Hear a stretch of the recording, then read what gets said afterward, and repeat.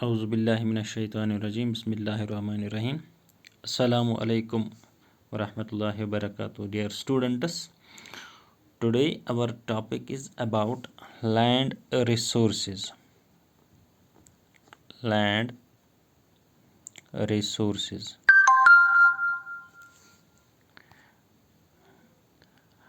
आज का जो हमारा टॉपिक है वो है लैंड रिसोर्सेज। लैंड जो है, एक्चुअली लैंड जो है, it is a natural resource.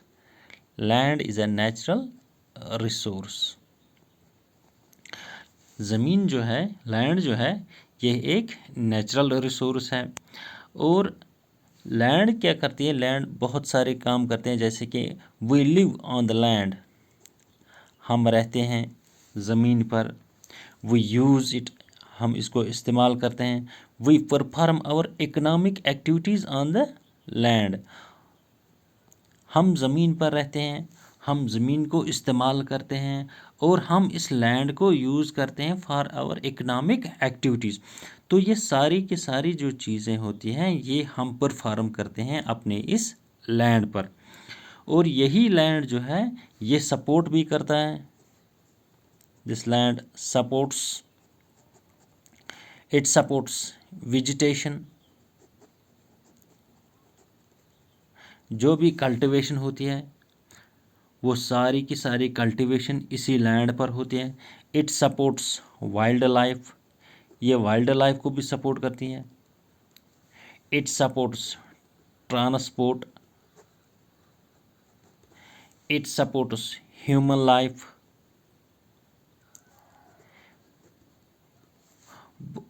So on, यानी कि ये जो ज़मीन है ये सपोर्ट करती है। इस ज़मीन पर ज़िंदा रहते हैं, इस ज़मीन पर इंसान भी ज़िंदा रहते हैं, इस ज़मीन पर हैवान जानवर भी ज़िंदा रहते हैं, इस ज़मीन पर वेजिटेशन भी उगती है, इस ज़मीन पर वाइल्ड लाइफ भी ज़िंदा रहते हैं, इस ज़मीन पर ट्रांसपोर्ट, कम्युनिकेशन, सारी की सारी जो भी फैसिलिटीज़ हैं वो सारी पॉसिबल हैं हमारी इस लैंड पर।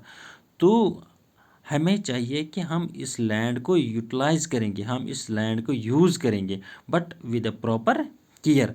हमें इसको इस्तेमाल करना है, ज़मीन को इस्तेमाल करना है, हमें वेजिटेशन करनी है, वाइल्ड लाइफ या ट्रांसपोर्टेशन या कम्युनिकेशन या ह्यूमन लाइफ, जो कुछ भी है, जो भी इकोनॉमिक एक्टिविटीज़ या जो भी बाकी जो काम हैं जो हमें करने हैं इस ज़मीन पर वो हम करेंगे और करते भी हैं। लेकिन हमें चाहिए कि हम इस ज़मीन को इस्तेमाल करेंगे विद अ प्रॉपर केयर।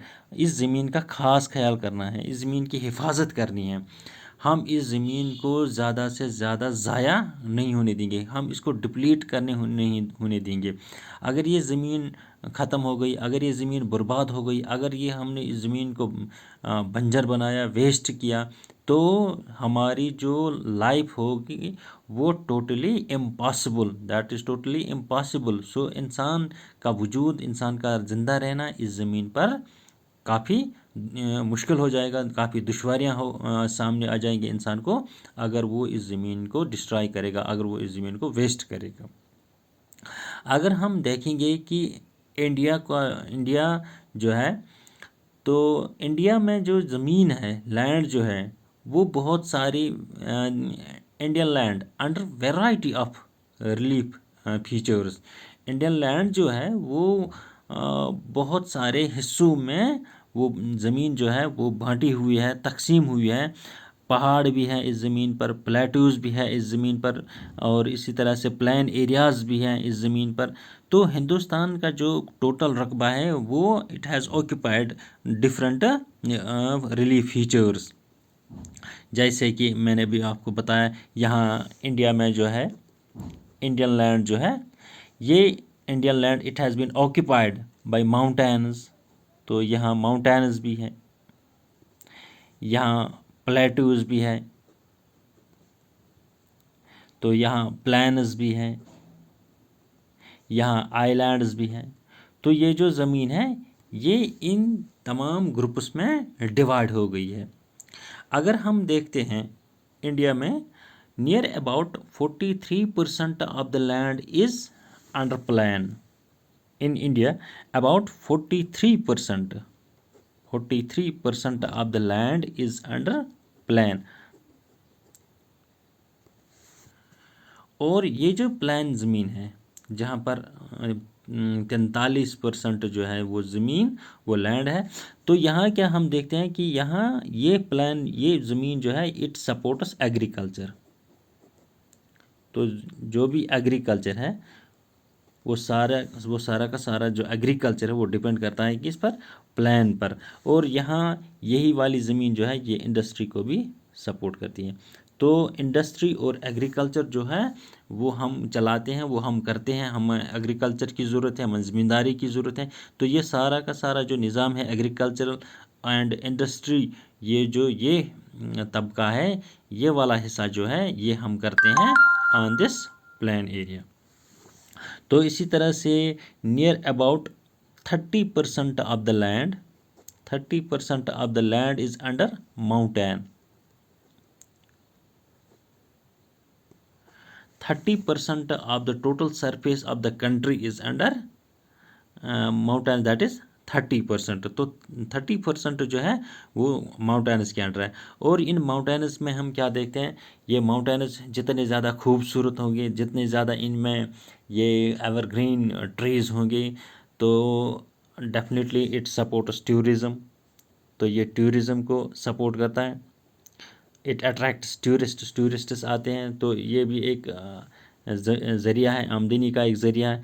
तो इसी तरह से माउंटेन्स पर ये जो बर्फ़ होती है, आइस जो होता है वो रहता है, तो it becomes origin for many reverse.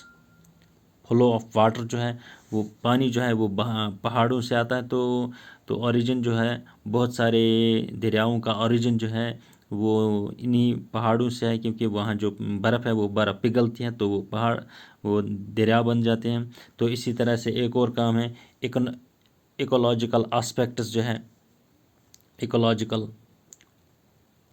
Aspects ये इसको भी सपोर्ट करते हैं, क्योंकि जितने फॉरेस्ट एवरग्रीन फॉरेस्ट्स होंगे तो वहाँ की आबो हवा जो होगी वो काफ़ी अच्छी होगी। तो इसी तरह से near about 27% of the area of country is under plateaus. 27% of the area is under plateaus. तकरीबन 27% जो है land area of the this India, it is about 27% that's under plateaus. और ये प्लेट्यूज में आता है। और ये प्लेट्यूज क्या होते हैं, they are rich in minerals and fossils. तो इनमें मिनरल्स एंड फॉसिल फ्यूल्स, तो ये जो प्लेट्यूज होते हैं they are rich in minerals and fossil fuels. तो ये हमने देखा है कि हम ज़मीन को देखते हैं कि ये ज़मीन हमें सपोर्ट करती है। ये लैंड जो है इट इज़ नेचुरल रिसोर्स, ये नेचुरल रिसोर्स है। और ये हम इसी ज़मीन पर रहते हैं, हम इसी ज़मीन का खाते हैं, इसी ज़मीन से उगते हैं। तो यही ज़मीन जो है, इसी ज़मीन पर माउंटेन्स भी है, प्लेट्यूज भी है, प्लान्स भी है, आइलैंड्स भी हैं। बहुत सारे काम जो है वो इसी लैंड पर होते हैं और हम इसी ज़मीन की का खाते हैं। तो हमें चाहिए कि हम इस ज़मीन की ज़्यादा से ज़्यादा हिफाजत करेंगे, हम इसको वेस्ट होने ना दें, हम इसको वेस्ट ना करें। और जितनी हम अपनी ज़मीन की ज़्यादा हिफाजत करेंगे उतना हमें ज़्यादा फ़ायदा मिलेगा।